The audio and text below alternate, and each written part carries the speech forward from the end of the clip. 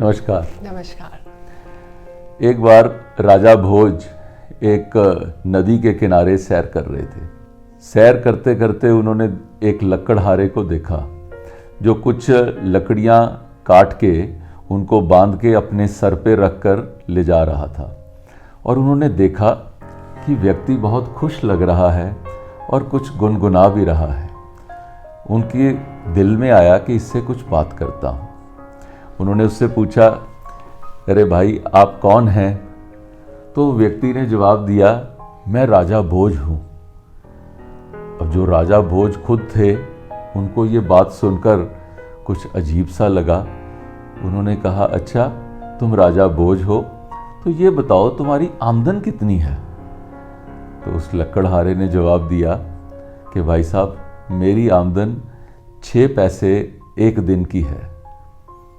राजा भोज ने सोचा कि ये आदमी दिन के 6 पैसे कमाता है, लेकिन उसको ऐसा महसूस होता है कि जैसे वो राजा है और वो इतना खुश भी लग रहा है। राजा भोज ने सोचा कि मेरे पास राजकोष में इतना धन है, इतना सोना चांदी है, लेकिन मैं तो हर समय परेशान रहता हूँ।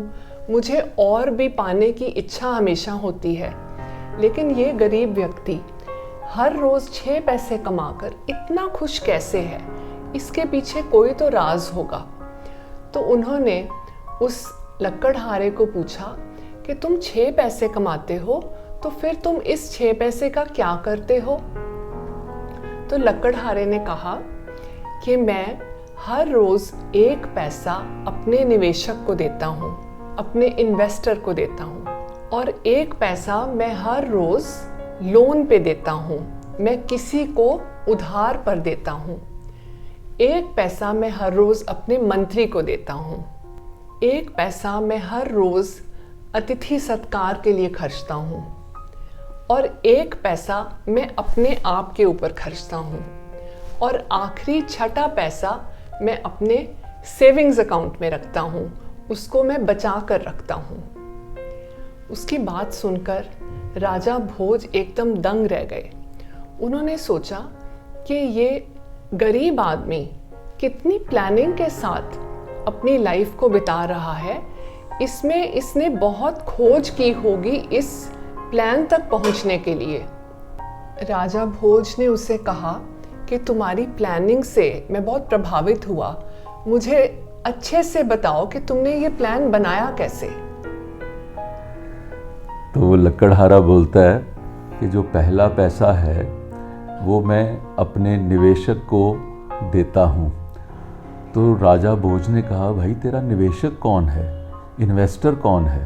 तो उन्होंने कहा, मेरे माता पिता, उन्होंने मेरे में जो इन्वेस्ट किया है, मेरी उनके संतान के रूप में मेरी जिम्मेवारी बनती है कि जब वो बुज़ुर्ग हो गए हैं तो मैं उनका ख्याल रखूं, इसलिए वो मैं 1 पैसा उन पे खर्चता हूँ। तो राजा भोज ने कहा कि तुम्हारा जो उधार पे तुम क्यों पैसा फिर देते हो?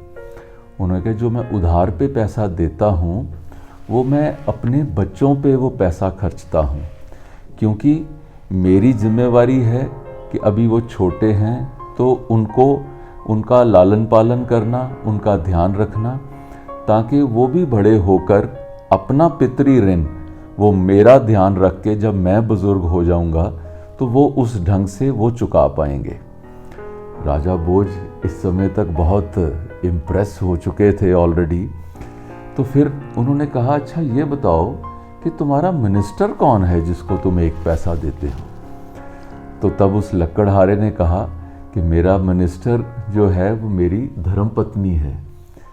वो कैसे?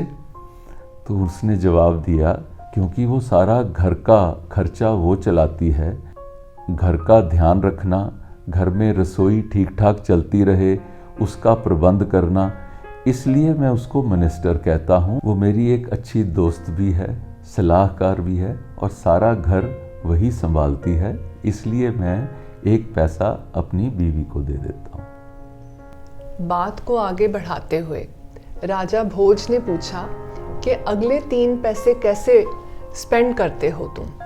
उस लकड़हारे ने कहा कि 1 पैसा मैं अतिथि सत्कार के लिए संभाल कर रखता हूँ। घर गृहस्थी के जीवन में पता नहीं कि कब कोई अतिथि आ जाए, तो उसका सत्कार करने के लिए मैं कुछ ना कुछ साइड पे रखता हूँ ताकि मैं उनकी आवभगत कर सकूँ। एक पैसा मैं सेव करता हूँ क्योंकि ज़िंदगी में पता नहीं कब भी कोई अच्छा बुरा समय देखना पड़ जाए, कोई बीमारी आ जाए, तो एक पैसा मैं बचा कर रखता हूँ। और आखिरी छठा पैसा मैं अपने ऊपर स्पेंड करता हूँ ताकि मेरे रोज़मर्रा के जो खर्चे हैं मैं उनका ध्यान कर सकूँ। इस तरीके से जो 6 पैसे मैं हर रोज़ कमाता हूँ उनका मैं इस्तेमाल करता हूँ।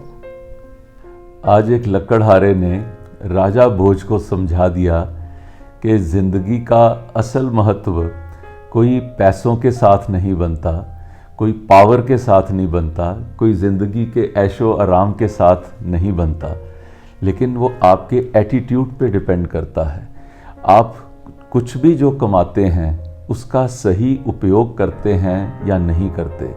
आज वो उस लकड़हारे ने एक सिंपल से तरीके से एक राजा को समझा दिया, और राजा को भी लगा कि असल में शायद राजा भोज तो वही लकड़हारा है जिसने अपने एटीट्यूड से अपनी ज़िंदगी को संवार लिया। कहा जाता है कि अपने जीवन में अपनी चादर देखकर पैर पसारना चाहिए, और शायद ये लकड़हारा हमें अच्छी तरह समझा गया।